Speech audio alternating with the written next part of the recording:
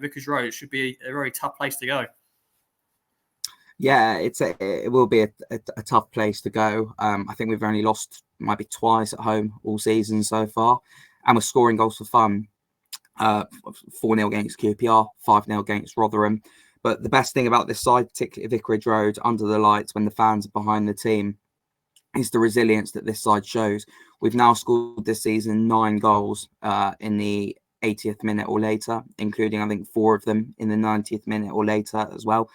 So I think it's a game that I think tomorrow, I think it will be a tight game regardless, but particularly Vicarage Road, I think it could go right down to the wire, and we could hopefully see a couple of late goals for Watford as well.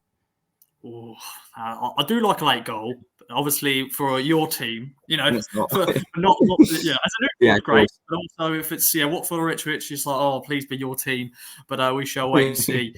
Well, Sam, how are you feeling for this one then, my friend? 10th in the table, Watford versus 2nd in the Championship.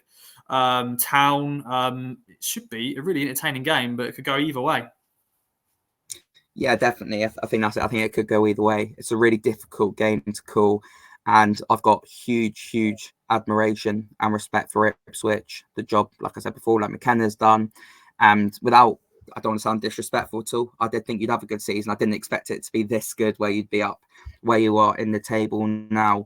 And I think a lot of fans now are starting to take Ipswich more seriously as well. Obviously, you've earned that right to be taken more seriously with where you are in the table. But at the same time, I think on our day, with what we can offer, particularly with the form that we're in, the confidence that we're in, we spoke just before you came on air that you've got the derby coming up at the weekend as well. So maybe one eye might be on that.